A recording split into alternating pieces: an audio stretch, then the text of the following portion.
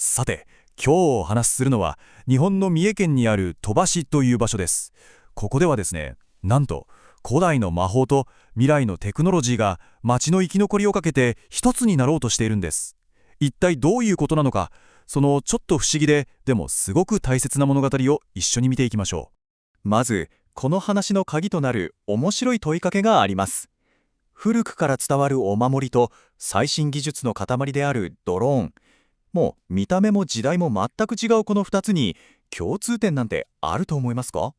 実はこの謎を解くことが鳥羽の物語を深く理解するヒントになるんです。では、そもそも鳥羽市ってどんな場所なんでしょうか？どうしてこの町が古代と未来が交差するそんな特別な舞台になっているのか、まずはそこから見ていきましょう。鳥羽っていうのは本当に面白い場所で、いくつもの教会の上にある都市なんですね。すぐ近くには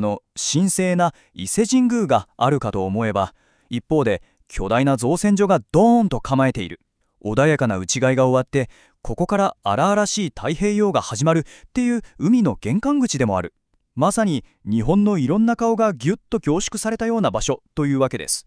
でもですね、こんなに豊かでユニークな歴史を持つ鳥羽なんですが、今静かに、でも確実に大きな問題を抱えているんです。これかなりショッキングな数字ですよね。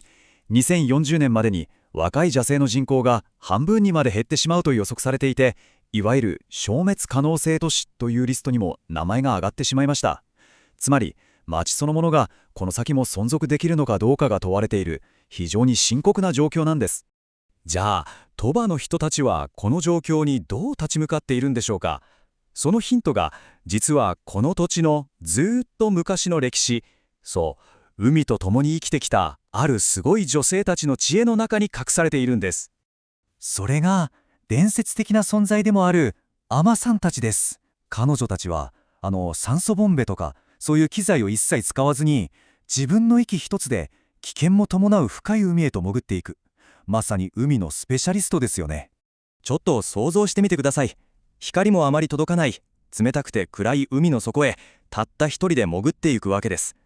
その極限状態の中で、彼女たちは一体どうやって自分の命を守り、無事に帰ってきたんでしょうか。彼女たちには秘密があったんですね。それが一種の強力な魔法の防御システムとでも言うべきものなんです。相馬さんたちが身につける手ぬぐいとかには、この銅マと聖マっていう2つの印が描かれています。星型の聖マは一筆書きで書けることから、必ず無事に元の場所へ帰ってこられますようにと願う自分自身のためのお守り。一方で格子模様の銅マは、たくさんの目で外からの魔物を見張ってその格子の中に閉じ込めてしまうという防御の役割。内と外、二重の結界で自分の身を守っていたというわけなんですね。なんでそんなお守りが必要だったかというと、彼女たちが一番壊れていた友和鬼という海の怪物がいたからなんです。これは自分とそっくりな姿で海の底に現れて、網を死に誘うドッペルゲンガーのような存在だと言われています。この伝承からもお守りがどれだけ大事だったかがわかりますよね。でもね、この怪物の話、ただの迷信じゃなかったかもしれないんです。実はこれ、深く潜ることで起きる酸素欠乏、それが引き起こす幻覚だった可能性が指摘されています。つまりこの魔法っていうのは、命に関わる非常にリアルな危険と戦うために生み出された、すごく合理的な生存のための知恵だったんですね。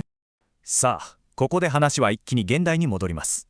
今の鳥羽が直面している脅威っていうのは、海の怪物じゃありません。町そのものが消えてしまうかもしれないという静かでも非常に大きな危機です。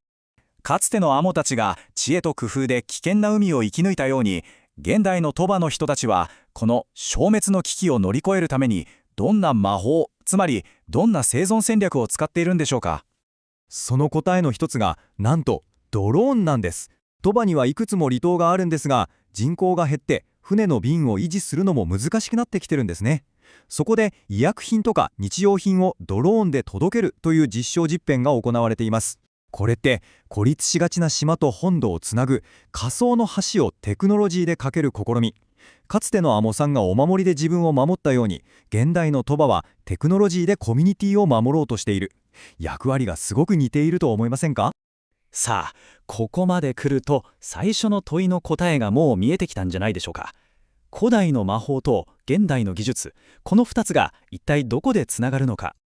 古代と現代、並べてみるとすごくわかりやすいですよね。古代のアイムさんが立ち向かった脅威は危険な深海。そして現代の鳥羽が立ち向かっている脅威は人口減少と孤立。敵の姿や形は全く違うけれど、どちらも過酷な環境を生き抜くという目的は全く同じなんです。そう、結論はこれなんです。布に描かれた不思議なシンボルであろうと、空を自動で飛ぶドローンであろうと、これらは人間が厳しい環境や状況の中で何とかして生き延びる能力を広げるために生み出した革新的な道具なんですね。最後に皆さんにもこの問いを投げかけて今回の話を終わりにしたいと思います。鳥羽の物語は決して他人事ではありません。私たちがこれから直面するであろう未来のさまざまな課題を生き抜くために、私たちは今どんな新しい知恵や技術、つまりどんな魔法を生み出そうとしているのでしょうか。ちょっと深く考えてみる価値があるテーマだと思います。